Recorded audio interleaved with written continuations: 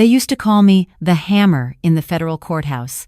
Not because I was cruel, but because when I came down with a ruling, it was final, decisive, and there was no appeal that could overturn my logic. 32 years on the federal bench in Manhattan. I'd presided over corruption cases that brought down senators, mob trials that made headlines for months, and corporate fraud cases involving billions. But standing in that small conference room in White Plains on a Tuesday morning, watching my daughter-in-law Jennifer smile at me with those perfectly veneered teeth, I realized she had no idea who she was really dealing with. Jennifer's boyfriend Derek sat next to her, his arm draped possessively over the back of her chair. He wore an expensive suit that didn't quite fit his frame, the kind of outfit a man wears when he's trying to look more successful than he actually is. They both watched me with barely concealed anticipation, like vultures circling something they assumed was already dead. "Mom," Jennifer said, using that saccharine tone she'd adopted ever since my son Michael died 2 years ago, "we're just here to make sure you're okay. That's all this is about. Just a simple evaluation." I smiled at her. The same smile I used to give lawyers who walked into my courtroom thinking they could charm their way through a weak argument. The attorney walked in at exactly 9. Thomas Crawford, according to the nameplate he carried. Mid-40s, expensive briefcase, the kind of confident walk that comes from winning too many easy cases. He didn't even look at me as he set up his laptop, arranging papers with the mechanical precision of someone who'd done this hundreds of times. "Mrs. Reynolds," he began, still not meeting my eyes, "I'm here today to conduct a cognitive assessment as requested by your family. This is a standard procedure to determine if you're capable of managing your own affairs." "My daughter-in-law," I corrected gently. "Jennifer is my daughter-in-law, not my daughter. And I'm here voluntarily, counselor, though I notice the paperwork lists this as a mandatory evaluation." His eyes flicked up for the first time, just a moment of surprise before he recovered. "Yes, well, let's begin. Can you tell me today's date?" "Tuesday, March 14th, 2024. We're in White Plains, New York, at the offices of Crawford and Associates on Mamaroneck Avenue. It's 9:03 a.m., and you're wearing a Rolex Submariner that's either a very good fake or you're doing better than most estate attorneys in Westchester County." Derek shifted uncomfortably. Jennifer's smile tightened. Crawford cleared his throat. "Can you count backward from 100 by sevens?" I met his eyes directly. I could. But we both know that's a standard dementia screening question, and we both know I just demonstrated intact cognitive function by providing detailed observational data. So why don't we skip the theater and get to what this is really about? The room went very quiet. I watched Crawford's face, saw the moment he really looked at me for the first time. Something flickered in his expression, recognition trying to surface through 2 years of my deliberate obscurity. "Jennifer has concerns," he said carefully, "about your ability to manage the estate, the house in Greenwich, the properties in Manhattan, the investment accounts. It's a substantial estate, Mrs. Reynolds." "Judge Reynolds," I said softly. Crawford froze. His face went pale. "I'm sorry? It's Judge Reynolds." "Or it was, for 32 years. I retired from the Southern District of New York in 2022. Before that, I served on the Second Circuit Court of Appeals. And before that, I was a federal prosecutor for the Eastern District. But surely you knew that, Mr. Crawford. You did review your client's case before filing the competency petition, didn't you?" The recognition hit him like a physical blow.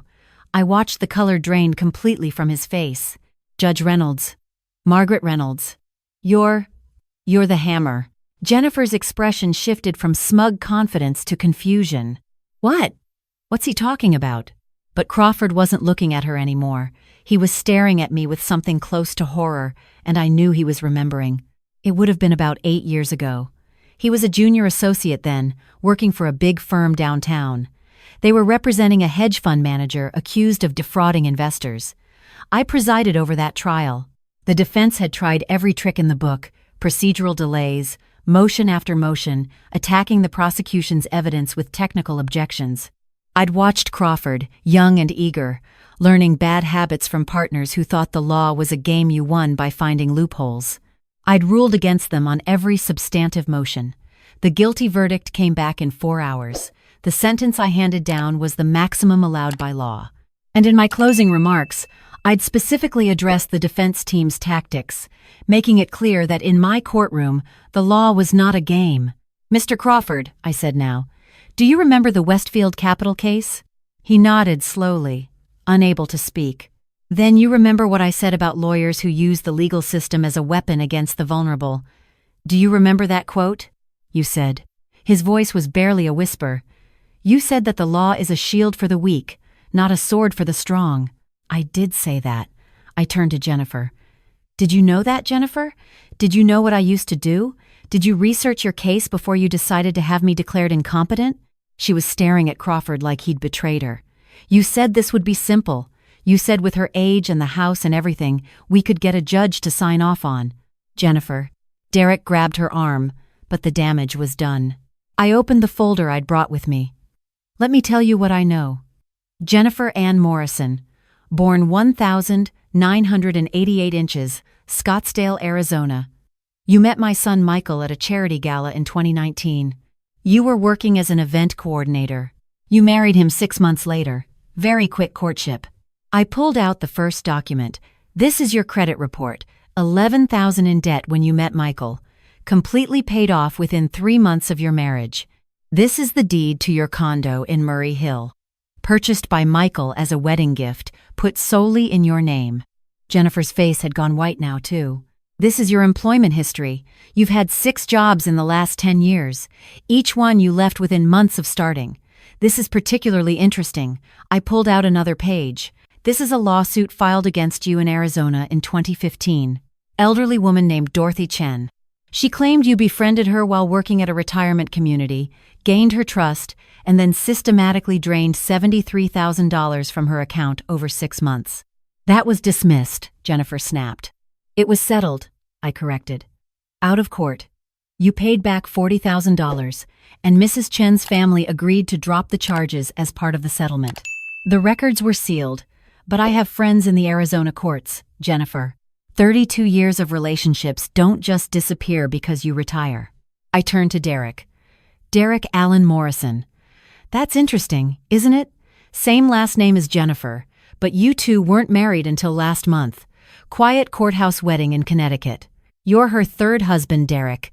Did you know about the first 2, Robert Morrison in 2012, divorced 2013 after he discovered checks made out to cash. James Morrison in 2016, divorced 2018, restraining order filed.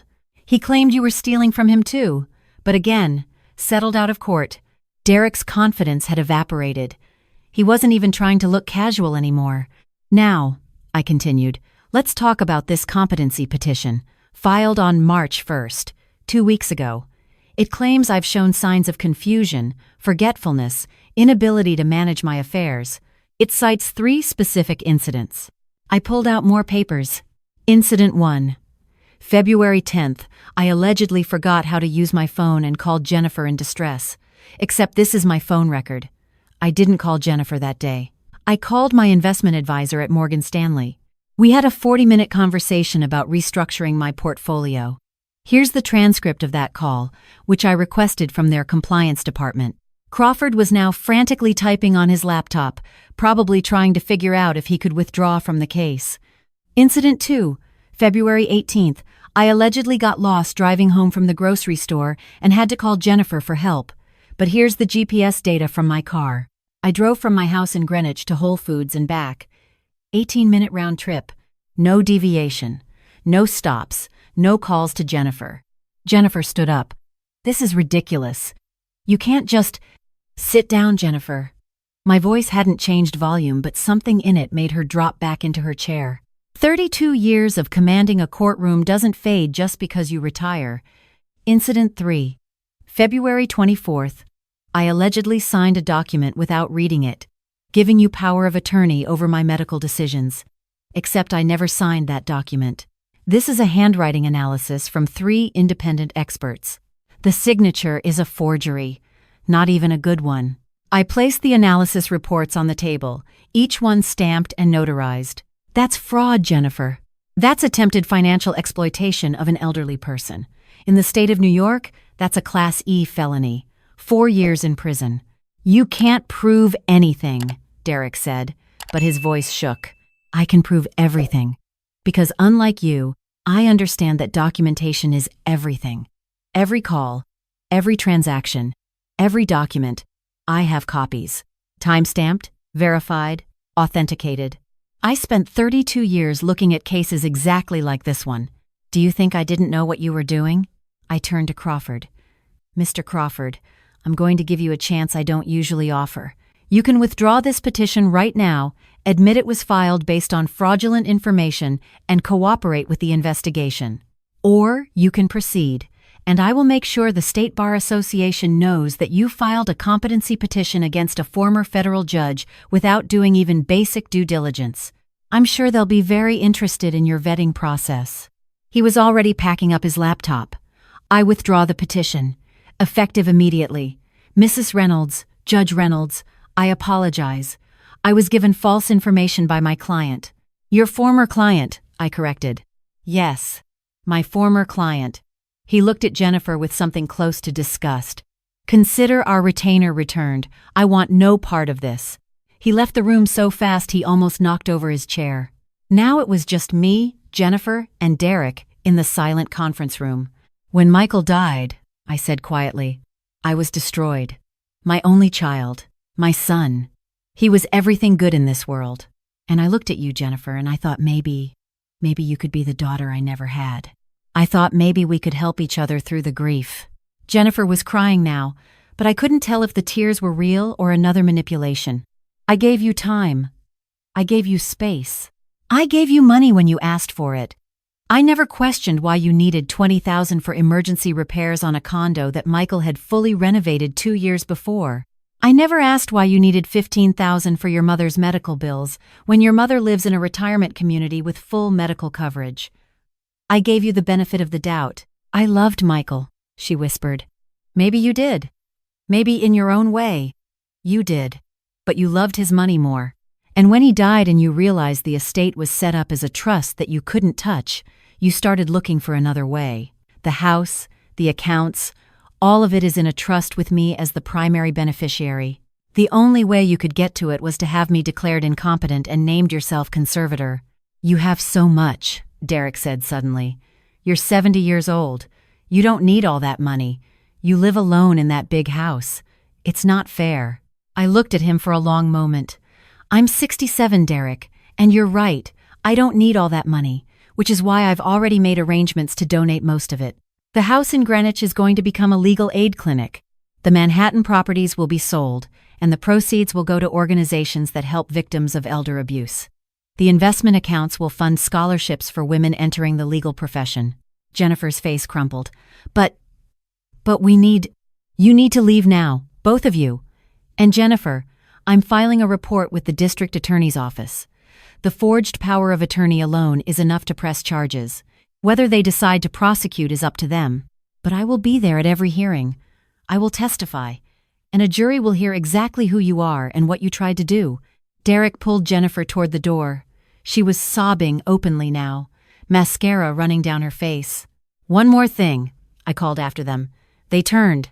I want you to think about Dorothy Chen, the woman in Arizona. She was 82 years old. She trusted you. You took her life savings. You left her with nothing. And then you moved on and found my son.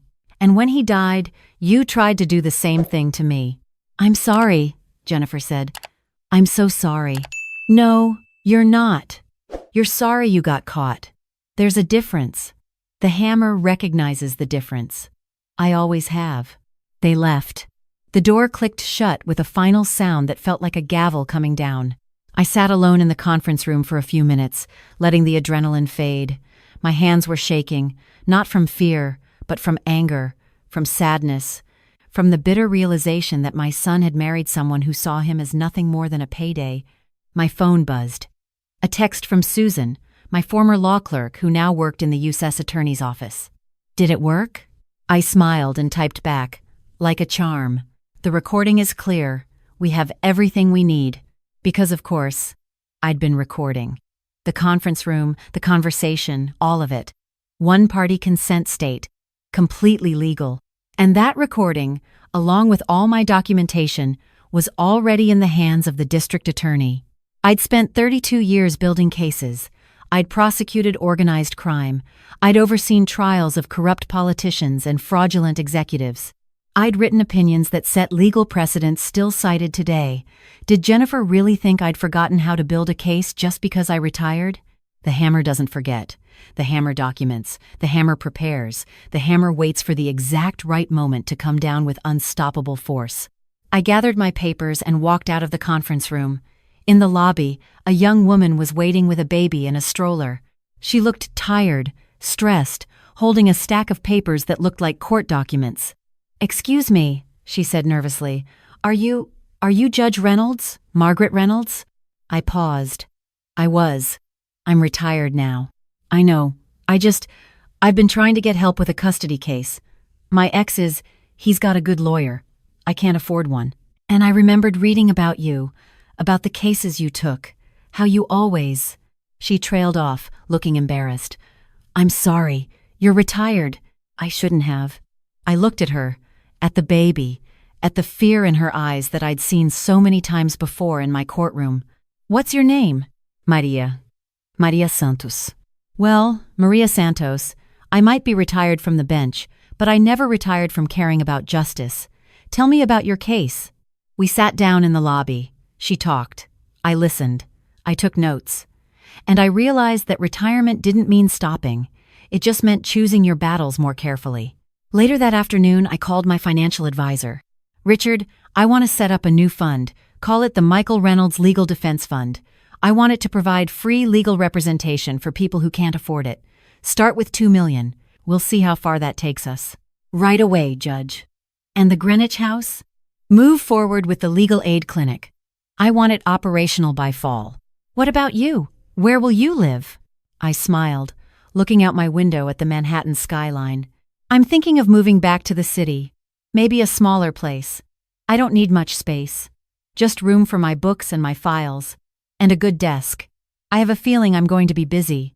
That night, I sat in my study, the same study where I'd drafted opinions that changed laws, where I'd reviewed case files until 3 a.m, where I'd prepared arguments that sent criminals to prison for decades. The room was lined with law books, photographs from my career, commendations and awards that meant something once. On my desk was a photograph of Michael, his graduation from law school. He'd wanted to be a prosecutor like I'd been. He'd wanted to fight for people who couldn't fight for themselves. He'd died before he got the chance, a sudden heart defect no one knew about until it was too late. "I'm sorry, Michael," I whispered to the photograph. "I'm sorry she fooled you. But she didn't fool me. The hammer might be retired, but she still knows how to strike when it counts." My phone rang. "Susan from the U.S. Attorney's Office. We're moving forward with charges. The recording, the documents, it's all solid. Forgery, attempted fraud, exploitation of an elderly person. The DA is talking about a plea deal, but I think we should push for trial." "No," I said.